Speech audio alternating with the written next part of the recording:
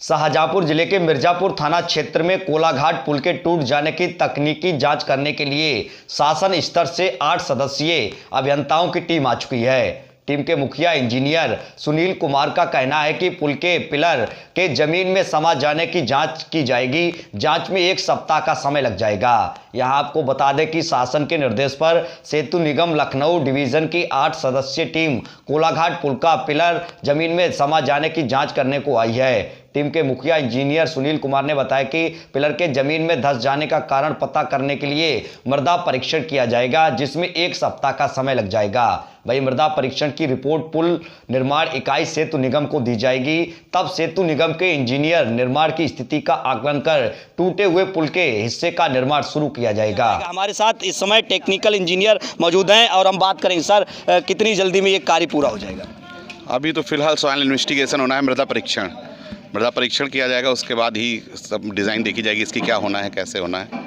Sir क्या लगता है किस तरीके से जो नीचे ये डैमेज हुआ क्या? अभी तो पता करना पड़ेगा, जब इसकी सॉइल प्रॉपर्टीज़ बदल सकती हैं, नीचे कैसी स्थिति है मृदा की, उसी पे डिपेंड होता है।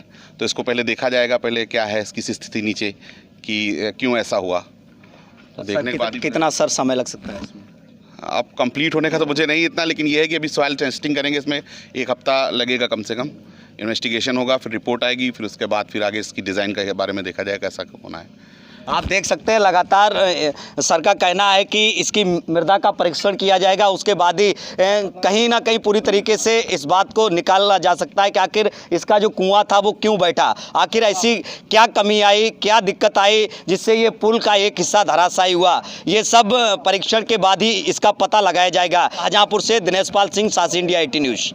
अगली और बड़ी खबर की तरफ बढ़ते हैं। आपको बता दें कि उत्तर प्रदेश शिक्षक पात्रता परीक्षा वर्ष 2021 के पेपर लीक होने के मामले में उत्तर प्रदेश एसटीएफ नोएडा यूनिट ने बेसिक शिक्षा विभाग के निदेशक को बुधवार को दोपहर बाद गिरफ्तार कर लिया है। अलीगढ़ से भी एक व्यक्ति को बुधवार गिरफ्तार किया है, जबकि मंगलवार दिल्ली स्थित एक प्रिंटिंग प्रेस के मालिक को भी गिरफ्तार किया गया है। इस मामले में थाना सूरजपुर में एसटीएफ द्वारा विभिन्न प्रिंटिंग प्रेस के मालिकों के खिलाफ गैंगस्टर एक्ट के तहत भी मुकदमा दर्ज करवाया गया है। 28 नवंबर को उत्तर प्रदेश के सभी 75 जनपदों के 2736 सेंटर्स पे उत्तर प्रदेश शिक्षक पात्रता परीक्षा टेट 2021 का आयोजन किया जाना था, जिसके अंतर्गत 2 पालियों में परीक्षाएं होनी थी। इस संबंध में एसटीएफ के द्वारा ये अभिसूचना एकत्रित की गई थी कि कुछ लोग पेपर को लीक कराने तथा सॉल्वर्स को परीक्षा में बिठाकर परीक्षा के पवित्रता को नष्ट कर रहे हैं तथा पेपर आउट करने का भी प्रयास कर रहे हैं। इस संबंध में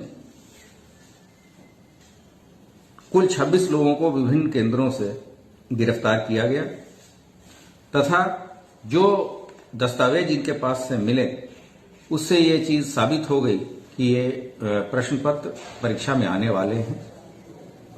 तो उत्तर प्रदेश सरकार की तरफ से इसको तत्काल पूरी परीक्षा को रद्द करते हुए एफआईआर दर्ज कराई गई और पूरे प्रकरण की जांच एसटीएफ उत्तर प्रदेश को दी गई तथा जो भी विवेचनाएं, जो भी अपराध पंजीकृत हुए थे उनकी विवेचना की जिम्मेदारी भी इनको सौंपी गई। इस क्रम में एसटीएफ ने एक मुकदमा अपनी ओर से भी थाना सूरजपुर गौतम बुद्ध नगर में दर्ज किया तथा इस संबंध में जिस व्यक्ति को टीटी के प्रश्न पत्र छापने की जिम्मेदारी दी गई थी उस कंपनी के डायरेक्टर अनूप प्रसाद को दिनांक 30 तारीख को गिरफ्तार करके जेल भेजा गया तथा उसी क्रम में आगे कार्रवाई करते हुए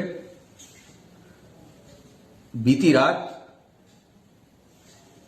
एसटीएफ नोएडा तथा सूरजपुर कमिश्नरेट नोएडा की टीम ने यूपी टेट परीक्षा 2021 के परीक्षा नियंत्रक और सचिव परीक्षा नियामक प्राधिकरण संजय कुमार उपाध्याय को भी गिरफ्तार किया गया। इनसे व्यापक पूछताछ के उपरांत आईओ इस निष्कर्ष पर पहुंचे कि पेपर आउट करने तथा परीक्षा की परीक्षा को सूचितापूर्वक सफल न कराए जाने में इनकी संलिप्तता पाई गई है। इन्होंने बिना किसी सत्यापन के एक ऐसी एजेंसी को प्रश्न पत्र छापने का ठेका दिया था जो इस गोपनीय कार्य को करने में सक्षम नहीं थी, न ही इनके पास सिक्योरिटी प्रिंटिंग प्रेस की सुविधा ही उपलब्ध थी। ये 1995 बैच के पीसीएस परीक्षा के दौरान उत्तीर्ण हुए अधिकारी थे और जो बीएसए के पद पे पूर्व में नियुक्त रहे तथा 2020 में जिला विद्यालय निरीक्षक पद पर प्रोन्नत हुए थे। ये जनपद गौतम बुद्ध नगर में डायट प्रधानाचार्य के पद पर भी नियुक्त रहे हैं। संजय कुमार उपाध्याय को न्यायिक हिरासत में भेजने की अग्रिम कार्रवाई की जा रही है। अब तक इस प्रकरण में कुल 34 लोग गिरफ्तार किए जा चुके हैं तथा उत्तर प्रदेश एसटीएफ तथा जनपदों की पुलिस लगातार इस गैंग के अन्य सदस्यों को गिरफ्तार करने के लिए लगातार प्रयासरत है। कोलाघाट का पुल टूटने के बाद कटरी इलाके में आने जाने वाले लोगों की मुसीबतों को देखकर 2 दशक पुरानी यादें ताजा हो गई हैं। कीचड़ में सने पैर, सिर पर सामान, साथ में छोटे बच्चे और महिलाएं, तमाम लोगों को कई किलोमीटर रेत, दलदल और पानी से होकर गुजरना पड़ रहा है। 2 दशक पहले की तस्वीरें ऐसी ही हुआ करती थी। तब नदी पर पैटून पुल तथा आने जाने के लिए कच्चा ही सही लेकिन मुकम्मल रास्ता था। लेकिन इस समय ना ही पैटून पुल है और ना ही मुकम्मल रास्ता। तो देखिए ये रिपोर्ट। कहते हैं कि समय कभी वापस लौट के नहीं आता, दिन कभी वापस लौट के नहीं आते, लेकिन रामगंगा नदी का कोलाघाट पुल टूट जाने के बाद वही समय और वही दिन फिर वापस लौट के आए हैं। हम इस वक्त रामगंगा नदी की कटरी में मौजूद हैं, जहां पर कोलाघाट का पुल बना हुआ है। लोगों को इस बीच काफ़ी कठिनाइयों का सामना करना पड़ रहा है। भारी कठिनाइयों के बीच होकर लोगों के लिए निकलना पड़ा, गुजरना इस रेत से। आप देख सकते हैं कि रेत से निकलना पड़ा है। हमारे साथ मौजूद है, किस तरह की समस्याएं हो रही हैं? अरे बहुत गंदी है रेत है, तो मार निकलने बैठने के लिए बहुत समस्याएं हैं। क्या मानते हैं ये पुल गिर गया 10 ही साल में? हाँ 10 ही साल में पुल गिर गया। तो कितनी कठिनाइयां हो रही हैं इस बीच? 10 ही साल में गिरी गो भैया कितनी कठिनाइयों को चाचा जी निकलना बहुत मुसीबत है भैया। कैसा मैं ये क्या लग रहा है कि फिर वही दिन लौट आए हैं क्या? हाँ। तो 10 साल पहले थे। बात ऐसे ही। आप देख सकते हैं लोगों का कहना है कि 10 साल पहले के दिन फिर वापस। भाई साहब मौजूद है, क्या नाम है आपका? रामकिशन, कैसा लग रहा है इस रेत को पार करते हुए? अरे बहुत कठिनाई हो रही रेत को पार करते समय, और पुल टूट जाने की वजह से कार्यवार तहसील बहुत लोग दिक्कत परेशानी में आ गए। अरे बहुत दिक्कत हो रही, 3-4 किलोमीटर हो गए पैदल कींच में सिगरे फंसाएगी और नाव पर चढ़े, बहुत दिक्कत आ रही है। कितने रुपए लिए नाव वालों ने? 20 रुपये सवारी। आप देख सकते हैं कि लोगों के लिए, आप देख सकते हैं भैया जूता हाथ में लिए हैं और इस रेस से निकलते हुए जा रहे हैं। तो लोगों के लिए भारी कठिनाइयों का सामना करना पड़ रहा है। फिर वही दिन लौटे हैं जो 10 साल पहले दिन थे। जो लोग इस रास्ते से, आप देख सकते हैं ये वो ही रेत है जिस रेत से लोग निकल कर जाते थे।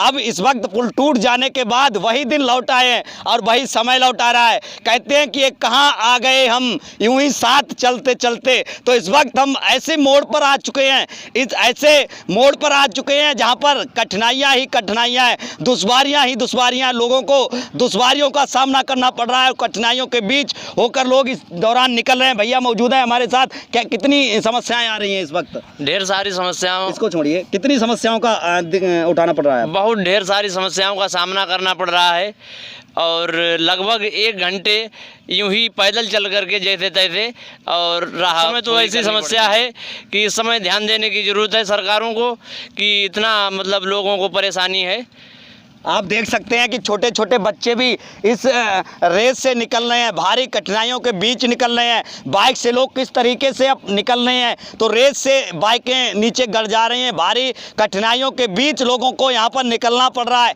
भारी दुश्वारियाँ लोगों के लिए उठानी पड़ रही हैं। वही 10 साल पहले के दिन फिर वापस आए हैं कि मिर्जापुर थाना क्षेत्र के रामगंगा नदी पर बने कोलाघाट पुल के टूट जाने के बाद वही समय और वही दिन फिर वापस लौट कर आए हैं। 10 साल पहले इसी तरह लोग यहाँ से गुजरते थे, काफ़ी कठिनाइयों दुश्वारियों का सामना करना पड़ता था। हम अपने पीछे आपको दिखाएंगे कि ये लोग पुल का एक हिस्सा धराशायी हो जाने के बाद, पुल से जब आवागमन ठप हो गया, उसके बाद लोग नाव के जरिए कठिनाइयों का सामना करते हुए और यहाँ से गुजरना पड़ेगा। तमाम तरह की दिक्कतों का भी लोगों के लिए सामना करना पड़ेगा।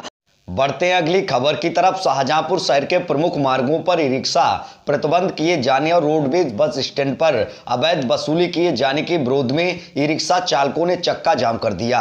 जनता ऑटो ई रिक्शा चालक वेलफेयर एसोसिएशन ने प्रशासन के खिलाफ जमकर नारेबाजी कर अपनी आवाज बुलंद की। इस दौरान डीएम को संबोधित ज्ञापन प्रशासनिक अधिकारी को सौंपा गया। इस दौरान सपा जिलाध्यक्ष तनवीर खां भी मौके पर पहुंचे और उनकी मांगों का समर्थन किया।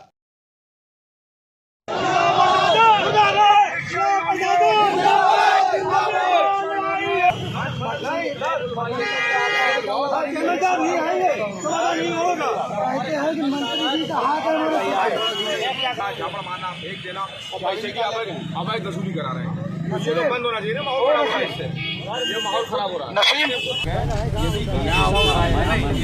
है। सलमान भाई आगे आ जाओ, जो क्षेत्र उनके हल्के